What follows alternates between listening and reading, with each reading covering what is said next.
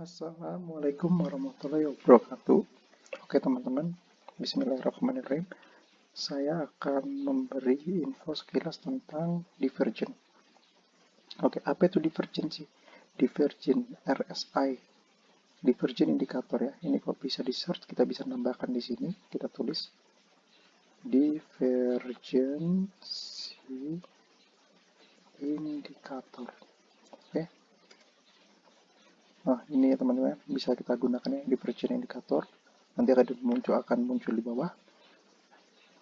Apa itu divergen? Itu menandakan adanya bullish dan bear. Bullish itu apa? Bullish itu adalah berarti banteng. Bull banteng maka akan melanjutkan kenaikan ke atas.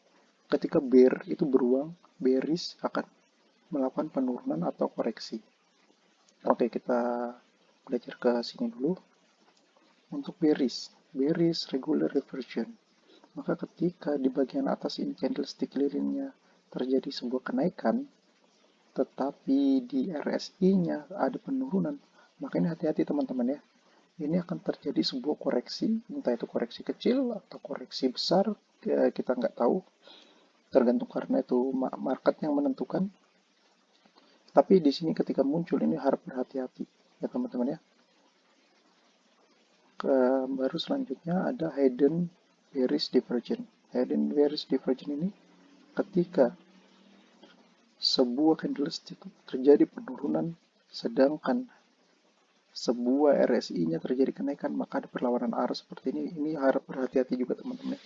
Jadi ada regular bearish divergence, ada hidden bearish divergence. Oke, begitu juga dengan bullish. Oke, bullish ketika di candlestick bagian bawahnya itu terjadi sebuah penurunan, tetapi di RSI-nya, relative strength index-nya dia terjadi sebuah kenaikan. Nah, dia akan melanjutkan kenaikannya teman-teman ya. Kalau bearish akan melanjutkan penurunan, kalau bullish akan terjadi sebuah pelanjutan kenaikan. Oke. Untuk bullish hidden divergence ini sama ya sebenarnya teman-teman. Kalau teman-teman tuh jeli, harus memperhatikan baik-baik. Dulu saya juga seperti itu. Dikit-dikit buka gambar untuk mengetahui apakah itu bullish atau bearish. Saya seperti itu dulu. Tapi semakin jam terbang semakin banyak, maka saya hanya melihat RSI bisa menentukan. Tidak perlu buka seperti ini lagi. Oke teman-teman, ini ada bullish di seperti ini. Candlestick terjadi kenaikan, tapi RSI-nya terjadi ke bawah sebuah penurunan, maka dia akan melanjutkan kenaikan ke atas. Berarti koreksinya udah selesai, akan melanjutkan kenaikan ke atas. Oke, kita langsung buka aja di website, di chart ya, biar lebih jelas. Kita buka di TF4 hour. Ini kelihatan teman-teman ya. Nah, ketika RSI turun ke bawah, ketika RSI melakukan penurunan ke bawah, maka itu terjadi oversell. Berarti ketika menjadi oversell, maka harus terjadi sebuah kenaikan seperti ini. Nah, oversell terjadi sebuah divergennya naik ke atas, tetapi teman-teman ya, tetapi candlesticknya terjadi sebuah penurunan. Perlawanan arah antara bawah dengan atas. Ini sebenarnya saya tarik lagi sampai seperti ini ya. Oke, ini juga saya tarik sampai seperti ini. Nah, akan terjadi bull ya. Ini adalah bullish divergence ya. Jadi ketika dia sudah membentuk ini, menurut saya, kalau saya pribadi akan melakukan overtaking untuk melakukan buy atau long. Nah, ketika di atas, RSI-nya juga menunjukkan ketika itu sudah mencapai di atas. Nah, di sini RSI menunjukkan overbought, maka biasanya kita harus melakukan taking profit ya teman-teman ya. Kalau saya pribadi taking profit, nah di sini juga terlihat candlestick melakukan kenaikan harga ke atas. Ya, candlestick melakukan lebih tinggi daripada candlestick sebelumnya, tetapi RSI-nya melakukan sebuah penurunan. Nah, ini kita harus taking profit karena kita akan lihat mungkin ini akan turun lagi atau kita atau akan koreksi lagi, kita nggak tahu. Tapi kalau ketika ini sudah muncul, ini harus berhati-hati teman-teman ya. apalagi di time frame besar. Time frame besar itu lebih lebih hati-hati, apalagi time frame 1 hari nih. Kalau 1 hari ini lebih berhati-hati.